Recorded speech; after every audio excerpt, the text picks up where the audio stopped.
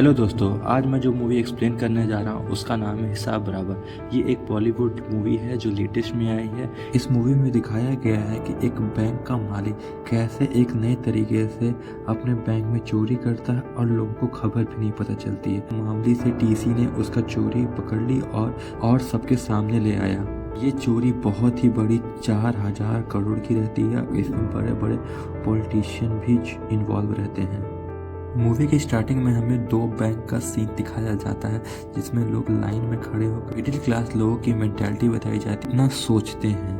Movie के दूसरे scene में हमारे मूवी के हीरो राधे मोहन जो टीटी है वो ट्रेन के पीछे भाग रहे होते हैं संतरे लेकर, और उसके पीछे संतरे की मालकिन दौड़ रही होती है। तभी पहली बार इस मूवी की हीरोइन, जिसे हम इस मूवी में सीट नंबर 23 के नाम से बस बुलाएंगे, उसकी नज़र राधे मोहन पर पड़ती है। ट्रेन में चढ़ते ही राधे मोहन सबको संतरे बांटने लगते हैं और उनका व्यवहार बहुत खुशमिजाज था। लोग उनके लिए तालियां बजा रहे थे और कुछ लोग उनकी वीडियो बना रहे थे। राधे मोहन सीट नंबर 23 को भी संतरे देते हैं, पर वो मना कर देती है ये बोलकर कि मैं चोरी के संतरे नहीं लेती। तभी सारे लोग राधे मोहन पर नाराज होने लगते हैं कि वो गरीबों से संतरे चुराते हैं। तब राधे मोहन सफाई देते हुए कहता है कि उसने 2 रुपए के 2 संतरे लिए, पर ट्रेन जल्दी चलने के कारण उसके पास पैसे वापस लेने का समय नहीं था, तो उसने बाकी के 8 संतरे उठा लिए और भागने लगा। उसकी ये बात सुन के सभी लोग उसकी तारीफ करने लगे और सीट नंबर 23 को मन ही मन बुरा लगने लगा। तभी राधे मोहन को सीट नंबर 23 पसंद आने लगी, पर वो शर्म के कारण कुछ बोल ना सका। अगले सीन में राधे मोहन अपने ऑफिस पहुंचता है और वहां जो बैठी हुई मैडम है उनको पूरा हिसाब देता है। हमें ये देख कर पता चलता है कि राधे मोहन एक पैसे का बहुत अच्छे से हिसाब रखता है। राधे मोहन अकाउंट का बहुत बड़ा ज्ञाता भी है। वो खाली टाइम पर स्टेशन में बैठने वाले बच्चों को अकाउंट पढ़ाता है और उन्हें बेसिक अकाउंट डिटेल बताता है, और उसकी नॉलेज बहुत ही अच्छी लेवल की है। अगले सीन में हमें बताया जाता है कि जो राधे मोहन है वो सिंगल पेरेंट है। उसकी मम्मी ने राधे मोहन और राधे मोहन के बच्चे को छोड़ दिया था, पर राधे मोहन अपने बच्चे को बहुत प्यार करता है और वो उसे हमेशा खुश रखने की कोशिश करता है। इनमें हमें दिखाया जाता है इस मूवी का जो विलन मिकी है वो अपने छुपाए हुए ब्लैक मनी को देखने जाता है जो 4000 करोड़ है। ये सब पैसे लोगों से लूट कर रखे हैं। अगले सीन में हमें देखने को मिलता है कि राधे मोहन अपना अकाउंट चेक कर रहा था, तो उसे अपने अकाउंट में 27 रुपये 50 पैसे का शॉर्टेज महसूस होता है। अगले दिन वो अपने बैंक में जाता है अपने बैंक मैनेजर से मिलने की। वहाँ हमें एक क्रेडिट कार्ड सेल्समैन दिखता है जो इस मूवी में कॉमेडी का सीन करता है और हमेशा लोगों को क्रेडिट कार्ड लेने के लिए परेशान करता है। राधे मोहन बैंक मैनेजर को अपनी प्रॉब्लम बताता है तो सब लोग वहाँ हंसने लगते हैं। वो कहता है कि आप रिटर्न में कंप्लेंट दे के अपने चले जाइए, हम कुछ देखते हैं। अगले सीन में सीट नंबर 23 ट्रेन से ट्रैवल कर रही थी। तभी उसे याद आता है कि जब वो यंग थी तब उसके लिए उसके घर पे राधे मोहन का ही रिश्ता आया था और उसने उसे पसंद कर लिया था। शाम ठेले पे फुल्की खाते टाइम उसे राधे मोहन दिखता है और उसे 1-1 रुपए की हिसाब और अपनी माँ की सेवा करते हुए वो उसे और भी पसंद करने लगती है। अगले दिन सीट नंबर 23 की मम्मी उसे बताती है कि राधे मोहन ने उसे ना पसंद कर दिया क्योंकि उसके अकाउंट्स में नंबर कम थे। ये जानकर उसे बहुत हैरानी होती है। उसी समय एक टीटी और एक आदमी के बहस हो रही थी पैसे को लेकर। तभी उस आदमी से एक फाइल ट्रेन में ही छूट जाती है जिसे वो अक्सर वो जमा करने के लिए रेलवे स्टेशन पर जाता है, पर कुछ कारणवश उसे जमा नहीं कर पाता है। उस फाइल को अपने घर ले आता है। तभी उसके घर पे उसकी मेड मोनालिसा आती है जो अपने पति के साथ आती है। उसका पति भिन्न टाइप के जॉब डेली टू डेली करता रहता है और मोनालिसा हमेशा अपने पति की तारीफ करती रहती है। दोनों पति पत्नी के कारण अक्सर टीटी को हमेशा कुछ ना कुछ प्रॉब्लम फेस करना पड़ता। तभी टीटी के बच्चे से दूध फाइल पे गिर जाती है और टीटी उसे डांट कर भगा देता है और फाइल को साफ करने लगता है। उसको साफ करते करते उसकी नज़र उस फाइल की डिटेल पर जाती है और उसे हिसाब में कुछ गड़बड़ दिखता है। फिर वो उस हिसाब को टैली करते करते उसे समझ आता है कि हिसाब में बैंक के द्वारा कुछ गड़बड़ की गई है। अगले दिन राधे मोहन फिर उस 2 बैंक में जाता है अपने कंप्लेन का डिटेल लेने, तो उसे फिर वही सेल्समैन परेशान करने लगता है और बैंक मैनेजर से अपने 27 रुपये 50 पैसे का हिसाब मांगता है। तो वो कहता है कि मैंने एप्लीकेशन ऊपर भेज दी है पर वहाँ से कोई रिस्पॉन्स नहीं आया। तब गुस्से में आकर दोनों की तू में लगती है और दोनों लड़ने लगते हैं। तभी बैंक मैनेजर बाहर आता है और वो खुद एम्प्लॉय से लड़ने लगता है और आपस में लड़ते लड़ते वो एम्प्लॉय से मैनेजर को बहुत मारता है और अपनी नौकरी को लात मारकर वहाँ से चला जाता है। फिर बैंक मैनेजर राधे मोहन को इंश्योर करता है और कहता है कि आप टेंशन मत लीजिए, आपके प्रॉब्लम का सलूशन हम ज़रूर देखेंगे। अगले दिन राधे मोहन और सीट नंबर 23 के बीच में थोड़ी थोड़ी बातें होने लगती हैं और दोनों हंसी मजाक करें। तभी ब्रेक लगने से राधे मोहन एक चाट वाले से भिड़ जाता है और सीट नंबर 23 उस पर तभी राधे मोहन को पता चलता है कि ये झटका था वो चैन पुलिंग से कारण था।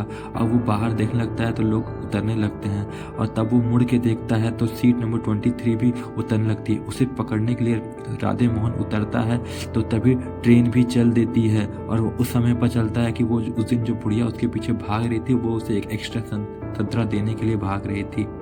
यही बीच राधे मोहन और सीट नंबर 23 के बीच में कुछ बातें स्टार्ट हो जाती है और राधे मोहन सीट नंबर 23 के साथ में चलने लगता है।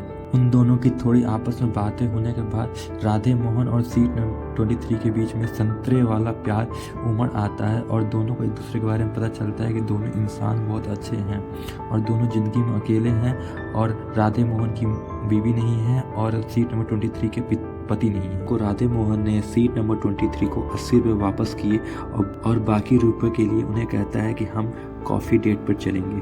अगले दिन मोनालिसा टीटी के घर पर सफाई करती है और अपने पति को बताती है कि वो एक नया सफाई वाली कंपनी खोला है जिसके पैसे भी वो राधे मोहन से ही लेगी। दूसरी तरफ राधे मोहन और सीट नंबर 23 के बीच में नज़दीकियाँ बैठती जा रही थी। अगले दिन उस रेलवे कर्मचारी ने जब फाइल उस आदमी को दी तो उसने उसके अंदर जो अकाउंटिंग देखी वो देखकर वो उस पर काफ़ी इम्प्रेस हुआ, पर वो टीटी से बाद में मिलने भी आता है। यह देखकर जो टीटी का दोस्त था वो उससे कहता है कि भाई मेरा भी अकाउंट देख ले, तू अच्छा अकाउंटेंट है। जब टीटी अपने घर जाकर अपने दोस्त का अकाउंट देखता है तो राधे मोहन को इसमें भी कुछ घपला महसूस होता है। टोटल 125 रुपये का। अगले दिन वो हिसाब किताब लेकर अपने दोस्त के पास जाता है, उसे बताता है कि तुम्हारे और मेरे अकाउंट में गड़बड़ है। टोटल 125 रुपये का। उसका दोस्त उस पर हंसने लगता है कि 125 रुपये का हिसाब कौन देखने चले जाएगा, पर राधे मोहन का दिल मानने को तैयार नहीं था। दो बैंक का जो सीईओ था मिकी, वो लोगों में अनाउंस करता है कि जो लेडीज़ होंगी उनका सेविंग अकाउंट पे 1% एक्स्ट्रा इंटरेस्ट देंगे, जिससे लोग काफ़ी उसकी तारीफ़ करते हैं और उसे एक अच्छा आदमी समझते हैं। मैनेजर से बार बार रिक्वेस्ट करने पर राधे मोहन ने सीईओ को ईमेल भेज देता है। अगले दिन मोनालिसा फिर राधे मोहन को परेशान करने के लिए आ जाती है, कहती है कि मेरे पति ने एक नया पेपर का चूहा बनाया, इसे खरीद लीजिए। अगले दिन बैंक में आने पर राधे मोहन का स्वागत बहुत अच्छे से किया जाता है और उसे एक नया टीवी गिफ्ट किया जाता है और साथ में उसके दोस्त को भी। राधे मोहन को अंदर से ये बात बहुत खटकती है कि एक 17 रुपये के घपले के कारण उसे एक टीवी कैसे मिल सकता है, पर वो टीवी लेके बहुत खुश था और उसका दोस्त भी उसे धन्यवाद करता है कि उसके 125 रुपये घपले के वजह से उसे 25,000 का टीवी मिलता है। अगले दिन राधे मोहन का दोस्त सबको पार्टी देता है टीवी मिलने की खुशी में। तब राधे मोहन उन सबको समझाता है कि असली बात क्या है, वो टीवी हमें गिफ्ट क्यों कर रहे हैं, आखिर कोई 125 रुपये के टीवी क्यों देगा हम लोगों को। यहाँ राधे मोहन समझाता है कि सबको कि सबके बैंक में हर महीने की 3 तारीख को अगर इंटरेस्ट आता है तो वो 2 बैंक वाले उसे 4 तारीख को सबके अकाउंट डालते हैं और वो 1 दिन का इंटरेस्ट सब खा जाते हैं। आसपास के लोग लगते हैं हंसने कि 1 दिन के इंटरेस्ट में क्या हो जाएगा, पर जब वो सारे अकाउंट को ऐड करता है और सबका पैसा जोड़ता है तो वो 14,000 करोड़ हो जाते हैं। अगले दिन राधे मोहन उस सेल्समैन से बैंक के डिटेल लेकर अपने सभी स्टूडेंट को देता है और अकाउंट टैली करने को करता है, जिससे वो पता करता है कि आखिर टोटल कितने का घपला है और सारे बच्चे उस काम में लग जाते हैं और कुछ दिनों की मेहनत के बाद वो पता करते हैं कि ये घपला कुछ 1 लाख करोड़ का है। जब राधे मोहन को ये पता चलता है तो वह आरबीआई में कंप्लेन कर देता है ये फ्रॉडरी को लेकर। जब ये बात मिकी को पता चलती है तो वो गुस्से में तिलबिल हो जाता है और इसके पीछे जो है उसे ढूंढने को कह देता है। अब असली गेम शुरू होता है पैसों वालों का। वो पुलिस पे दबाव डालता है कि बार बार राधे मिश्रा को पुलिस स्टेशन आना पड़ेगा और अपनी सफाई देनी पड़ेगी। जब राधे मोहन पुलिस स्टेशन आता है तो उसे सारे पुलिस वाले उसी पे चढ़ने लगते हैं कि उसने गलत कंप्लेंट डाली है बैंक को डुबाने के लिए। अभी पीछे से seat number 23 as a superior police वाली वहां आती है, जिसे देखकर रौधे मिश्रा पहले तो हैरान होता है, फिर खुश होता है कि चलो अब तो मुझे कोई टेंशन नहीं। पर सीट नंबर 23 उसके सामने अनजान बनने की कोशिश करती है और उसे ना पहचानने की, जिसके वजह से राधे मोहन बहुत दुखी होता है। पर वो सीट नंबर 23 इसलिए उसने ऐसा किया कि ताकि राधे मोहन के और उसके बीच का रिश्ता इस केस को कमज़ोर ना करे। अगले सीन में दिखाया जाता है कि मिक्की ने उस सेल्स मैनेजर को पकड़ के बहुत मारा है, क्योंकि उसने सारी बैंक की डिटेल राधे मोहन को क्यों दी थी, जिसकी वजह से उसे माफ़ी मांगता है और वो सोचता है कि अब राधे मोहन को मैं छोड़ूंगा नहीं। तभी उसका पॉलिटिशियन दोस्त आता है और उसे कुछ भी करने को मना करता है, कहता है कि अगर तुमने कुछ भी किया तो सारी उंगलियां तुम पे उठेगी, मैं उसका सब देख। अगले दिन थाने में सभी लोग राधे मोहन पे दबाव डाल रहे हैं कि आखिर उसने ये बैंक की डिटेल कहाँ से लाई, और राधे मोहन बताना नहीं चाहता क्योंकि ये गैर कानूनी है। सभी लोग बार बार ऐसी कोशिश कर रहे हैं कि राधे मोहन दबाव में आकर केस को पीछे ले ले। राधे मोहन ये सबसे परेशान होकर वहाँ से चला जाता है। उसके जाने के बाद वही बैंक का मैनेजर आता है जो पुलिस के द्वारा मांगी हुई सारी स्टेटमेंट लेके आता है जो नकली रहती है। उसी शाम को राधे मोहन और उसका बच्चा पार्क में आइसक्रीम खा रहे होते हैं और बातें कर रहे होते हैं। तभी उसे वो सेल्स मैनेजर दिखता है जो उसे घूर रहा होता है। जब वो सेल्स मैनेजर के पास जाता है तो सेल्स मैनेजर उसे धमकी देता है कि अपने बच्चे का ख्याल रखना, नहीं तो उसे कुछ भी हो सकता है। तभी राधे मोहन देखता है कि उसका बच्चा वहाँ से गायब हो चुका है और वो परेशान हो जाता है। तभी एक आदमी उसे उसका बच्चा लौटाता है और कहता है भाई साहब अपने बच्चे का ध्यान रखिए, कुछ भी हो सकता है। ये एक तरीके से धमकी थी। अगले दिन जब वो रेलवे से ट्रैवल कर रहा था तभी उसकी मेड मोनालिसा उसे फ़ोन करती है कि उसका स्कूल से नहीं मिल रहा है, उसे कोई आप तो नहीं ले गए। तब राधे मोहन टेंशन में आ जाता है कि आखिर मेरा बच्चा गया कहाँ, और उसकी मेड भी वहाँ रोने लगती है और वो कहता है कि मैं तुरंत आ रहा हूँ, तुम टेंशन मत लो। और वो चैन पुलिंग करके तुरंत भागते भागते वहाँ पहुँचता। स्कूल पहुँचते ही राधे मोहन को उसका बच्चा मिल जाता है और उसे मेड बताती है कि वो तो वहीं बाथरूम में फंसा रह गया था। पुलिस स्टेशन पहुँचने पर उसकी सारी रिपोर्ट रास्ते पर फेंकी रहती है और जब वो पूछता है तो उसे कहते हैं कि तुम्हारी सारी रिपोर्ट नकली है, तुमने उसमें धोखेबाजी की है। तब वो कहता है कि बैंक वाले भी तो कर सकते थे। उसके बाद जब दोनों पुलिस वाले हंसने लगते हैं तब सीट नंबर 23 को विश्वास होता है कि राधे मोहन कहीं तो कहीं सच बोल रहा है। बाद सीट नंबर 23 अपने घर जाकर खुद ही उन पेपरों की जांच करती है और समझ आता है कि राधे मोहन सही कह रहा था। तक राधे मोहन की बात लोगों में पहुंच गई थी और लोग उससे प्रेरित होकर अपना अपना अकाउंट डिटेल लेकर पुलिस कंप्लेन करने के लिए पुलिस स्टेशन पहुंच जाते हैं। इधर पुलिस के बार बार पूछने पर कि तुमने स्टेटमेंट कहाँ से ढूंढा, राधे मोहन बताने को ही तैयार नहीं है कि उसे बैंक स्टेटमेंट कहाँ मिला, और वो कह रहा है कि आप बैंक की जांच क्यों नहीं करते। पर पुलिस ऐसे नहीं कर सकती क्योंकि उनके ऊपर से भी दबाव थे। और लास्ट में सीट नंबर 23 भी हार मानने लगती है कि अब मैं क्या ही कर सकती हूँ। उधर दूसरी तरफ सीट नंबर 23 को भी प्रमोशन मिल जाता है और उसे दूसरे डिपार्टमेंट में ट्रांसफ़र कर दिया जाता है। और इधर राधे मोहन पे केस चल रहा होता है और उसके जितने भी डॉक्यूमेंट है वहाँ वैलिड प्रूफ नहीं होते हैं और जज उल्टा राधे मोहन को डांटता है क्योंकि वो भी बिका रहता है और सारे सबूत उसके खिलाफ होते हैं और उसे 1 दिन की जेल हो जाती है। जेल से निकलते वक्त उसे मिक्की जो बैंक का CEO वो मिलता है, उसे धमकाता है कि तुमने ऐसा क्यों किया, तुम भी पैसे लेके चुप नहीं रह सकता था। पर राधे मोहन उसे अच्छा कड़ा जवाब देता है और तब मिक्की कहता है जा बेटा जा जेल की सवारी कर 1 दिन की।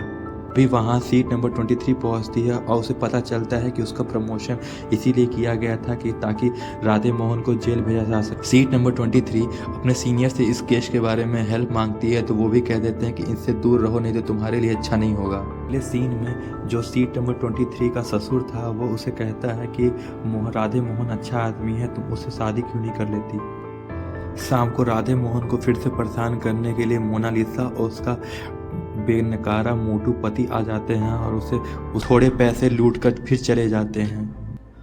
अगले दिन स्टेशन पे राधे मोहन के स्टूडेंट और एक आदमी के बीच में 5 रुपए को लेकर अनबन हो जाती है और इन दोनों की हाथापाई बढ़ जाती है। अचानक से वो आदमी रवि को धक्का दे देता है एक प्लेटफॉर्म पर और तभी एक ट्रेन उस पे से पार हो जाती है। राधे मोहन अंदर से बहुत ही टूट जाता है क्योंकि वो उसका काफ़ी अच्छा स्टूडेंट था और 5 रुपए के चक्कर में उसकी मौत हो गई, जिससे वो अंदर से टूट जाता है और बैंक वालों का कंप्लेन सीधे आरबीआई में कर देता है। अगले दिन मिकी के पास आरबीआई से कॉल आती है और वो उस पे एक्शन लेना चाहती है, जिससे परेशान होकर मिकी अपने पॉलिटिशियन दोस्त के पास जाता है हेल्प मांगने। तो वो कहता है तुम टेंशन मत ले भाई, इसको तो मैं ही देख लूँगा। और उस पर वो अलग अलग तरीके से पॉलिटिकल और पुलिस की प्रेशर डालने की बातें करता है। अगले दिन राधे मोहन जब अपने बेटे के साथ अपने घर पर था तभी अचानक से उसकी दीवार टूटने लगती है और उसका बेटा डर के अपने पापा के पास चला जाता है। वो राधे मोहन भी समझ नहीं पाता कि आखिर क्या हुआ। वो घबरा जाता है और दौड़ दौड़ के अपनी खिड़की पे जाता है देखने के लिए कि आखिर क्या हो रहा है। तो उसे देखने को मिलता है कि एक जेसीबी उसका घर तोड़ रहा है और पुलिस वाले उसके घर को तोड़वा रहे हैं। जब उनसे वो कारण पूछता है तो कहते हैं कि आपका घर एक इंच बढ़ा के आगे बढ़ा है तो हमें पूरी दीवार तोड़नी पड़ेगी। राधे मोहन समझ जाता है कि ये पुलिस वालों का है। तभी सीट नंबर 23 वहाँ आती है, पर ऊपर का ऑर्डर होने की वजह से वो भी कुछ नहीं कर पाती है और वो राधे मोहन को समझाने लगती है। पर वो तो अपने घर टूटने से बहुत दुखी था और उसे कुछ नहीं समझ आ रहा था मैं क्या करूं। तभी उसकी मेड मोनालिसा उसका निखाटू पति आते हैं तो उसे पता चलता है कि जो नोटिस आई थी वो तो घर पे पहुंची थी, पर मोनालिसा ने राधे मोहन को नहीं दी और कहा कि उसने साइन भी रिसीविंग का कर दिया था। राधे मोहन बड़ा ही गुस्सा हो जाता है कि ये साले इतना परेशान करते हैं मेरे को और इन दोनों को डांट के वहाँ से भगा देता है। अगले दिन जब राधे मोहन अपने ऑफिस पहुंचता है तो उसे पता चलता है कि उस पर 17 रुपये 50 पैसे का फर्जी का केस लगाया गया है। उसमें कहा गया है कि उसने 17 रुपये 50 पैसे ऑफिस में जमा नहीं किए जो उसने लोगों से लिए थे। इसकी वजह से उसके ऊपर इंक्वायरी भी चलेगी और उसे कुछ दिनों के लिए सस्पेंड किया जाता है। राधे मोहन बहुत दुखी हो गया था और अपने बेटे के साथ एक जगह बैठा हुआ था। तभी मिकी वो अपने आदमियों से बोलकर उसके बेटे को किडनैप कर लेता है। तभी वहाँ के लोग उसके ऊपर चढ़ने लगते हैं और उसे फोर्स करते हैं कि उसके बेटे को वहाँ से छोड़ दे।